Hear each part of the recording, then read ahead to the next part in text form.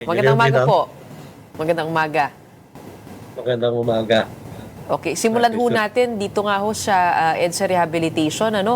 Kayo po ay na-quote na sinabi yesterday, bakit ngayon lang? That was your question posed to the DPWH Secretary following the long-delayed rehabilitation that will begin this coming December 24. What was on your mind when you said that? Kasi that was originally planned for March or May this year. Tapos pinospone, no? Kinancel dahil daw kailangan pag-aralan yung technology.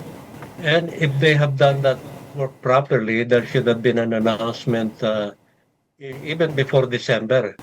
But now it was immediately sprung on us that it will be implemented on 24 uh, December. Kaya nakakagulat. So bakit ngayon lang, no? That was my para bang naisipan na, uy, meron palang perang kailangan gastusin, i-commit na natin at nasimulan para may masabi naman tayong ginagawa at hindi lang investigasyon about flood control. Yun ang reason sa aking unang reaction. But doesn't it make sense to hold the rehabilitation in the 2 weeks that people are on holiday? Marami po, ang kanina nga po, wala na pong masyadong kotse sa kalsada. So, hindi ba sakto lang din in preparation for the real reason this rehabilitation was announced, which was the ASEAN Summit in 2026, the preparations for that? Well, it is true that the traffic volume around that week will be very low, no? And they want to take advantage, but they should have known that a long time ago, no? For to be planned. Para bang napilitan lang at bunutin at come up with the improvised plan. Ang nakikita ko, another improvisation eh. We have postponed the EDSA rehab for the third time or second. Alam mo, noong una, noong 2005 ata 2008, there was already an ADB funded fund to really rehabilitate EDSA. That was cancelled in favor of what the then MMD wanted, reblocking. So ngayon, balik na naman tayo sa old solution, yung mga temporary stopgap solution. So sinasabi nila, they'll resort to reblocking. There's nothing wrong with it, but it's not a permanent solution, no? At saka, it's not really new as they claim to be. Yung gagamiting asfalto na so-called SMA, stone mastic asphalt, hindi naman bago. Mga more than 50 years ago na discovered na yan sa Germany. And in the Philippines, that has already been tried or introduced more than 15 years ago. So they're trying to spin it as new when in fact it's an old approach. Technology. Oh. Oo. Which begs us to ask the question, hindi po nila ginagamit itong stone mastic asphalt dati? Ginamit na dati ng mga contractor dito sa Pilipinos. So Kaya present na siya sa EDSA? bago daw, bago. Bagong Okay. technology. It's not new. Okay. Okay. Pag kayo po ay nadaan sa EDSA, ano pong mga naiisip ninyo? I mean, as an engineer, do you think this is really, kailangan na po, no, immediate, urgent, there's an urgent need for rehabilitation along the major highway? Or, kasi ang nabanggit po ni Secretary Bunoan, yung structural integrity po niya ang delikado. Hindi po yung top layer. Ano po ba talaga? Oo. Ang isa kang nakakabahala, we're not really addressing the fundamental problem ng EDSA. We're nipping at the bud, but the problem, the priority or the biggest problems are not being addressed, no? Yun ang tinanggal nila sa scope of work ngayon to satisfy to appease the public, no? And one of the priority talaga dyan is the danger to the Guadalupe Bridge. Yan ang And the overarching goal really is the problem of EDSA is a problem of capacity. Yung throughput ng passengers dyan maliit, no? But we have reduced it by almost 50% with the busway carousel. Nagkaroon ng reduction ng bus ng 3,500 to about 500 buses. So naturally, bumagsak ang capacity. Pangalawa, yung mga sakayan ng pasahero nagbumawa, no? Na dependent sa MRT 3 station, which means about every 1.5 kilometers ang distance ng hintuan. Eh dati sa bus, every 500 meron. So yun ang dalawang nawala kaya na wala yung kwan. So I'm saying is, we have to look at the fundamental problems of capacity. Tapos sasabihin nila ngayon, Dalian trains, wala naman dinagtag. 9 trains, 3 sets ng Dalian train pa rin ang nag-ooperate. 39 cars will still be idle and used. So, what you're seeing here now as a core problem is the section of the Guadalupe Bridge. Pero sa iba pong mga parte ng EDSA, do you see problems in the structural integrity of the highway? No, because yung mga flyover nagkaroon na ng retrofitting yan eh. After the Kobe earthquake, we engaged in or DPWH went into a retrofitting program through the years. Ang alam ko, pagkakaalam ko pinaka-delikado na hindi pa rin na-address yung Guadalupe Bridge. So, okay, but addressing... go ahead, sir. Alam ko, ayaw nilang paramdam ng sakit, but unless we address the hard questions, we can continue to do soft solutions na palliative ang tingin ko. But the problems that you address when it comes to capacity is another problem altogether. Hindi po ito pag-aayos ng kalsada. Ito po ay pag-order ng I guess more trains or the usage of our trains, and also a fixing of the operations, and also the supply and demand of buses and terminals, no? So ano po ang proposal niyo po pagdating po doon? Ito na yung tren pinili na nila. It has been delivered. It's idle for the last 6 years, 8 years, almost 10 years idle. Na-deliver yan ng mga 2015, if I recall. So almost 10 years. Only 9 have been deployed. So ang point ko is, suppose we close one lane of EDSA, which is inevitable pagka talagang na-repair mo yan, no? The capacity had to be increased because decrease na nga without even touching EDSA sa ginawa natin sa bus. So, pwede nating i-redeem yan, remedy, by increasing the capacity ng MRT. Decide ng MRT to have more trains, but it's there.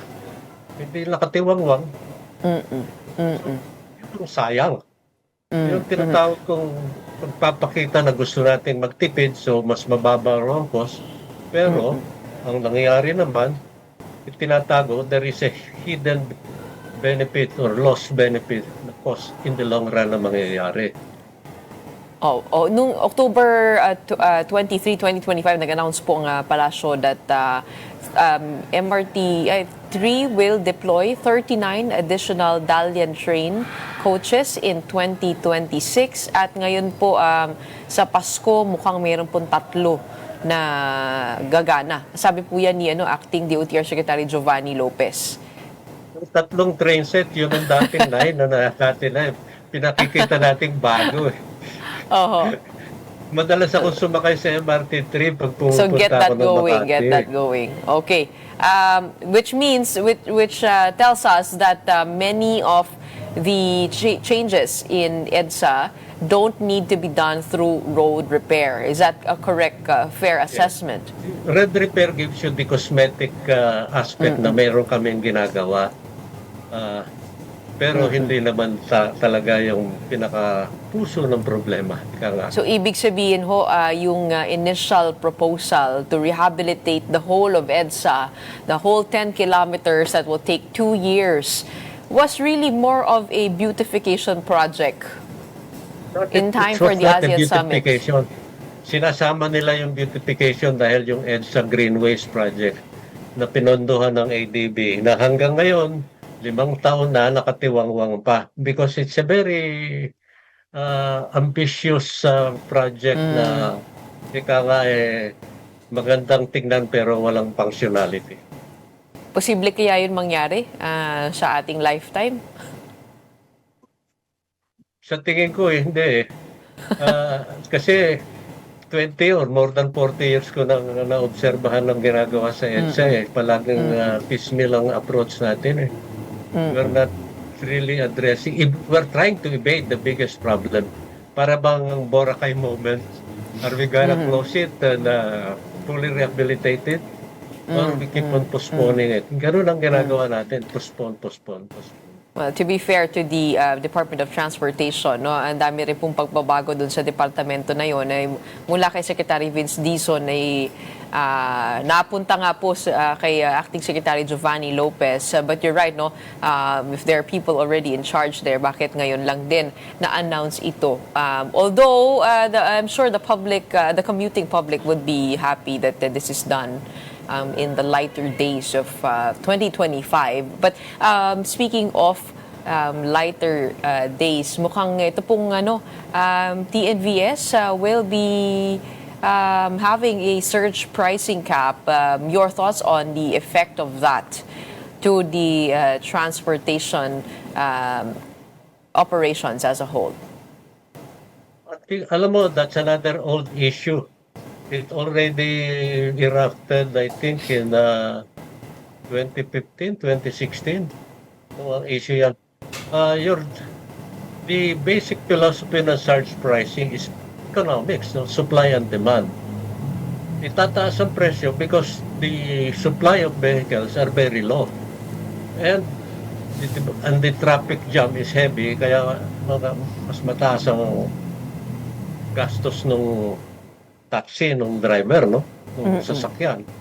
So, it's really, if you cap the price, there will be little supply. So, in effect, you will increase the gap. Yun lang ang problema yan. Tapos, ang ginawa pa ata nila ngayon, may naka-charge na agad, wala pa yung sasakyan sa'yo. That is unfair to consumers. Madalas yun sa akin, pag tumawag ako ng isang nag-grand hail ako ng kotse, biglang sila ang nawawala eh. Kung na-charge na sa akin din, paano yung reimbursement doon?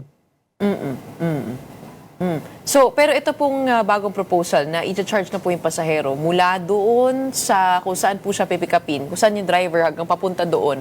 Do you think that's a fair way to correct the matrix or the formula that they use? It's unfair. Totally unfair. Because hindi ko pa nagagamit eh. Pupunta pa lang siya sa akin. Kung minsan, hinuhulong pa niya yung dating pasahero, bakit ko babayaran yun?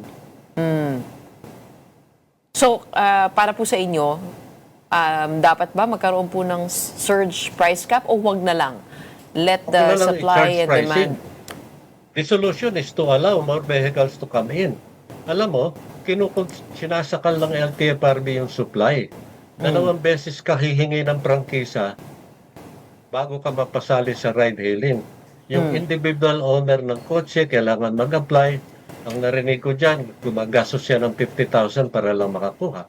Tapos saka siya i-enroll ng ride-hailing company, testingin ng ride-hailing company if you're acceptable to their standards or i-train mo. So 2 beses.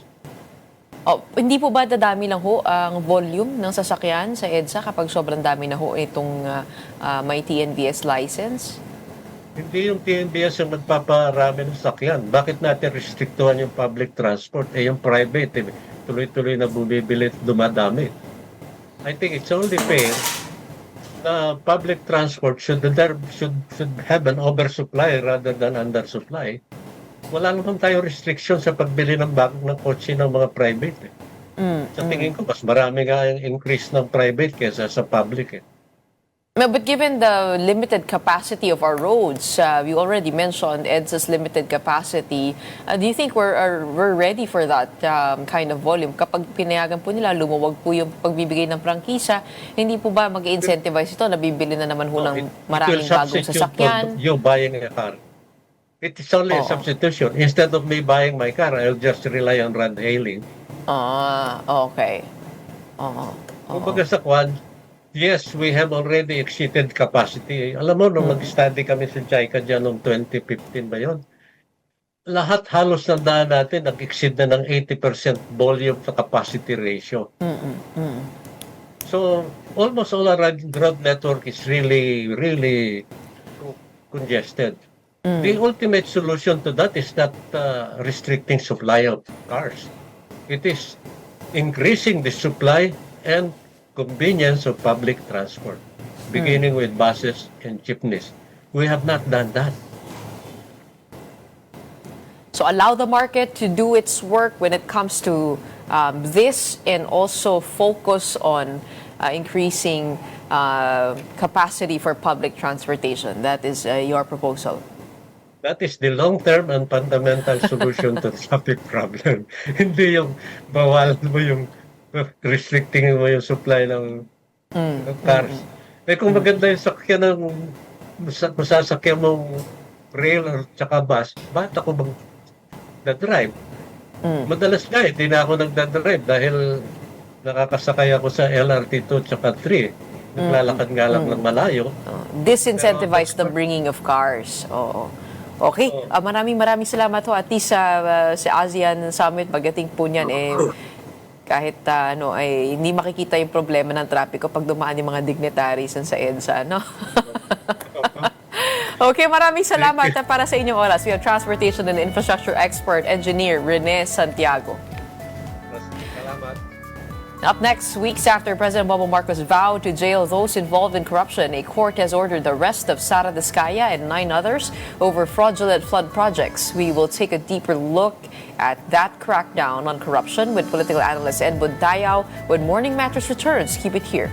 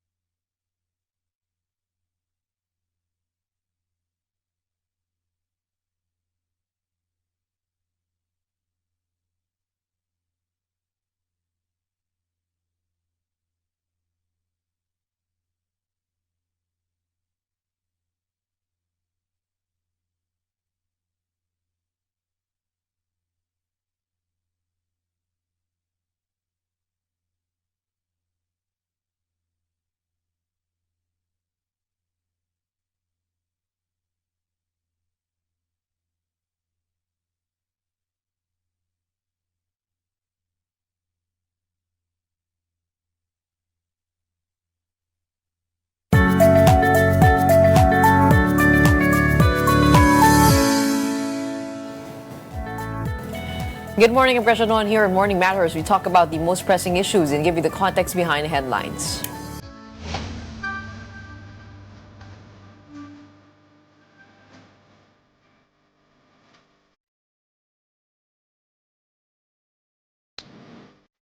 As we know, an arrest warrant has been issued against contractor Sara Diskaya and 9 others who were alleged ghost flood control projects. The development comes weeks after President Bongbong Marcos publicly promised that those involved in corruption would be jailed. Marcos confirmed that the accused face graft and non-bailable malversation charges, meaning they cannot post bail while trial is ongoing. Diskaya is currently under the custody of the National Bureau of Investigation. Joining us now to comment on the latest political developments, we have analyst Edmund Dayao. Good morning. Welcome to the program. Hi, good morning, Gretchen. May unang-unang tanong ko ho sa inyo, ito pong tungkol sa balita kagabi. Yusek Maria Catrina Cabral of the DPWH found dead last night. Her body seen in Bued River along Cannon Road. What was on your mind when you saw this piece of news? Well, I was trying to search really what happened, no, because absent any detail, considering that she's one of those identified involved in this scandal, no, I'm sure that this can be used politically, no. So there has to be details as to what surrounded, no, the particular incident.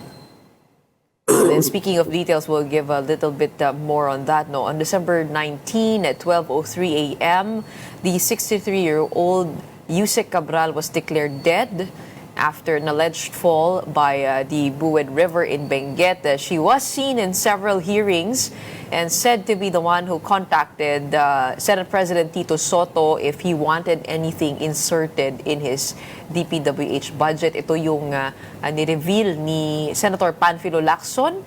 She was a no-show at the ICI hearing when summoned on December 15, and the ombudsman was being urged to investigate her along with Secretary Bonoan. So pati yung DPWH allocable formula, she was said to be the one who came up with that formula that determines the allocation for politicians in their district. So ganun po siya ka-vital dito po sa flood control probe, ano? Exactly. No, yung detail na sinasabi ko, Gretchen, is may kasama ba siya when the supposed fall happened, no? Why was she there in the first place? So many people have been going in and out of Baguio via Cannon Road, no? I mean, the only time that you stop at Cannon Road was to probably take a leak or take a break from the very circuitous road going up or going down. So it's kind of unusual, no, for her to be there. And so that's the kind of details that I'm looking for. Of course, we know already, no, the extent of her involvement as far as this scandal is concerned. And it's really saddening that she's no longer available to, further provide us details and get to the bottom of this. Sinabi nga ho ng ombudsman na dapat pangalagaan yung kanyang gadgets at kanyang cellphone to be able to answer vital questions. Yun din nga po ang pumasok sa aking isipan kung bakit siya biglang tumigil. Oo, dun sa Cannon Road. Kasi ang ginagawa na nila ngayon, ginagamit na ito ngayon ng ibang grupo, no, na sinasabi na pinatahimik and so on and so forth, no? Kasi alam mo naman how politically was this explosive, no? This revelation of this scandal, no? And so either groups, particularly the group that wants to take over as the new administration, ginagamit na ito, no, as this as a way to attack, no, and insinuate that there is foul play. So kaya ko sinasabi kanina, alamin muna natin yung detalye kasi alam ko na mangyayari diyan meron namang pattern, no, pagdating sa mga interesadong grupo kung paano sila mag-react. I guess because of cynicism, pati kagabi natanong ko nga din kung siya ba talaga yun, yung nandoon, no? And of course, over time, medyo nadagdagan ng clarity over the situation with the driver talking about what happened coming on video. But I guess we'll know more details throughout the day. It is fresh news after all. The other piece of news, what happened yesterday was Sara Diskaya finally being served an arrest warrant by the NBI. This announced by the president before the year ends, jailed before the year ends. How significant is this arrest to the president's credibility in the flood control probe?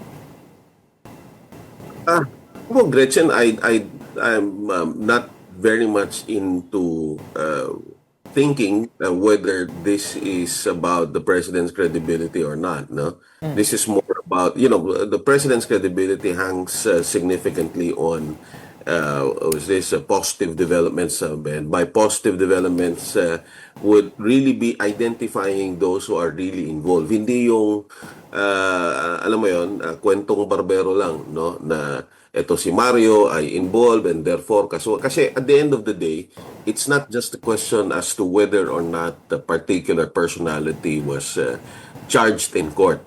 The question is how solid, no? Sabi nga nila airtight yung kaso, no? And definitely everyone wants to get to the bottom of this. Now, Sara Diskaya undoubtedly, no, is at the heart of not only at the heart of the scandal and therefore at the heart of the investigation. And so I'm inclined that leads her to the issue, and therefore there is every reason to put her behind bars. No, but now the question is, how about the other supposedly identified personalities? No, banggitin ko na, former Speaker Martin Romualdez, for example. Bago pa patok itong issue ng flood control, dinimonize na ito ng kabilang grupo, no? Kaya nga nauso yung title na Tambaloslos. No? So, noong una pa, no, bago pa tong mga investigasyon na to, dinimonize na. Now, what I'm saying is, yung sinasabi, no, kasi there was this news report the other day suggesting that he was recommended to be filed already. And the public records can show already what's recommended by ICI and what was not. And if I'm not mistaken, the recommendation is more from DPWH, which is okay kasi may investigation naman yung DPWH, and I also saw more than 20 pages, if I'm not mistaken, of investigation, the results by DPWH. And perhaps it's good to invite a lawyer in this regard, Gretchen, particularly a trial lawyer. But the way I see it, all the evidences that were supposedly found as far as former Speaker Martin Romualdez is concerned is more incidental to his being Speaker. Now, my question here is not to shield Speaker Martin, but more to ask what is the purpose of parading his name, no? And eventually, pagpalagay na natin na kakasuhan siya at ikukulong siya. Ang question ngayon, yun bang kaso ay airtight? Kasi mahirap yung ipapaasa natin yung taong bayan just because alam mo na, siniraan na ng siniraan, dinimonize ng dinimonize, so therefore dapat ikulong. Tapos mamaya, mapapakawalan din. So, wag ganun ng style natin, parang mga nangyari nung panahon ng Napoles, at ito nga, well, mas malala tong Parmali kasi naglaho na lang ng parang bula, walang nangyari. So, ang punto dito is, kung magfa-file tayo ng kaso, and this was what the President promised, and this is also what was explained by all those involved in the investigation, is that kaya nga may ICI para siguruhin na yung mga mapapanagot dito talagang siguradong mapapanagot. Hindi yung palabas lang. No, so yun yung punto ko dito, no. In the case of Sara Diskaya, definitely, no, that's not only a welcome development, that's a foregone conclusion already, no. At siguro talagang aalma ang taong bayan kung hindi pa yan makakasuhan at hindi makukulong kasi talagang yun na nga sa lahat ng aspeto halos involved siya. So talagang hindi maiiwasan yon. But there are certain personalities that have already been made infamous because of this scandal that many are asking for their heads. So para tayong bumalik nung time ng romance no, na kapag nag-ingay na yung magugulo, susundin na lang. But the President's tone and Malacanang's tone when it comes to his cousin, the former House Speaker Martin Romualdez, has been one of caution and restraint. Sabi niya, wala daw ebidensya sa ngayon na maglilink kay House Speaker. Ito lang testimonya ni Sergeant Gutesa ang meron. What will be the challenge for the President in dealing with this case? Nabanggit na rin ito sa Office of the Ombudsman. Kung incidental lang ang ebidensya, ano yun? Dapat ba mas aggressive pa ang pagtalakay dito to at least posture to the public that there is no one who will be spared? That's exactly the point, Gretchen. Kung talagang seryoso tayo mag-imbestiga, kailangan talaga makakita ng solid evidence. At sa pagkakaalam ko pa, no, at ulitin ko, nakita ko lang din ito sa balita kung hindi ako nagkakamali kahapon, no, na meron na ng rekomendasyon na sa ombudsman na filean na nga ng kaso. Ang tinatanong ko pa dito, and definitely this will require another another part of your program, Gretchen, and I will highly recommend you invite a trial lawyer in this regard, no. Ikinabit pa doon sa kaso kay Saldico. Kung ako patanungin mo, no, again, it would really be best to invite a trial lawyer. Bakit mo pag-iisahin yung kaso ni Saldico at ni Speaker Martin Romualdez? In the first place, kahit na magkasama sila sa House, magkaiba sila Magkaiba ng magkaiba ng involvement, magkaiba ng papel, no?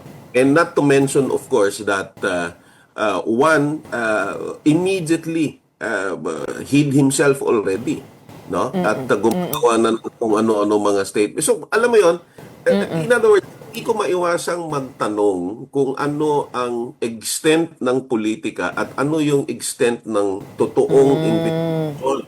So, kailangan mo talagang laliman ito, lalong-lalo na doon sa mga investiga, kasi baka pinapaasa nyo lang yung mga tao, lalong hindi magiging maganda ang epekto niyan. Kumbaga, bakit kinakailangan pa si Congressman Zaldico to be able to pin the House Speaker when investigators could go to, let's say, his district and investigate? What I'm saying, Gretchen, is sa pagkakaintindi ko doon sa report, pinag-isa, kumbaga, yung filing kay Speaker Martin as recommended ay kasama doon sa filing kay Saldico. So ang po is, kung mahina ang ebidensya kay Speaker Martin, ibig sabihin din mahina din yung ebidensya kay Saldico. So sa madalit sabi, ang kaduluduluhan nito, mapapawalang sala silang dalawa. Or vice versa, no? Kung mahina ang ebidensya kay Saldico, at pagpalagay natin na merong ebidensya kay Speaker, ibig sabihin mapapawalang sala. My point is, kung seryoso talaga ito at hindi lang ito siraan at hindi lang ito politika, talagang laliman natin yung investigasyon. Hindi yung umpisa pa lang siniraan na natin yung tao. And that will fall on the shoulders of the Ombudsman. Is that correct? What do you think is the future of the ICI as a commission? Well, I wouldn't really be able to comment on that, Gretchen. If I'm not mistaken, there's now a certified urgent bill, no, filed to create a really independent Not body. yet certified as urgent. It was the President directed the Congress to prioritize it, pero yun nga yung missing doon, no? Him actually certifying the bill as urgent. It's good that you clarify that, kasi alam mo, and this I'll already mention it in on live TV, no? Ngayon lang ako nakakita ng Supreme Court Justice na magkokomento sa isang kaso na hindi naman yung kaso yung kinokomentohan niya, no? And again, it's best to invite a constitutional lawyer to clarify the power of the executive to determine, no, what was this relevance and the need for particular bills to be fast track, no? Kasi ang nangyayari dito talagang nagle-legislate na tayo, no? Hindi naman nila papel 'yon, no? So Sino po nga Supreme Court Justice yun na pabanggit yun? is Marvick Leonen. Okay. Okay, we'll get to that. So about there's this case about the 2025 budget, if I'm not mistaken, but his opinion has something to do with the certification of bills as urgent. Again, no, napag-uusapan ito among experts, constitutional law experts, academics, and that is one important issue to ask, no? What is the extent of this power, and whether it is appropriate, no, for an opinion on another case to raise another issue. Walang pinagbayan sa log rolling legislation, no? Kung tama man na mag-legislate ng Supreme Court, ang tawag dito, obvious na isiningit kasi hindi naman yan ang issue, no? So kaya din siguro nag-iingat ang ating executive department in that regard. But again, to my mind, no, this is not something that is expected from the Supreme Court. Okay. He is a sitting Associate Justice after all. He flagged the presidential certification of urgency for the 2024 GAA as an unconstitutional grave abuse of discretion. Yun po yung kanyang opinion doon. Ano? But on to other things, no? The BICAM has finally been open to the public, live stream. But do you think this is as transparent as the public wants it to be? Well, at the very least, it's a step into the right direction, because that has always been, a nagging question before, no? Bakit yung mga what's this, public hearings, no, separate between the House of Representatives and the Senate, not only regarding the budget but in many other legislations, these are made public. Pero pagdating ng BICAM, hindi public, no? So this is a good development. My only question, however, is bakit biglang meron pang invited resource person? BICAM na nga yan. Ang kailangan mo lang i-marry yung version ng isa doon sa version ng isa. Sa madalit sabi, dumaan na doon sa proseso na iniimbitahan mo yung mga ahensya na involved. Bakit nag-imbita ka na naman ng ahensya na involved? No? So, hindi ba pwedeng hingan mo na lang yan ng additional arguments, no? Whether or not to was this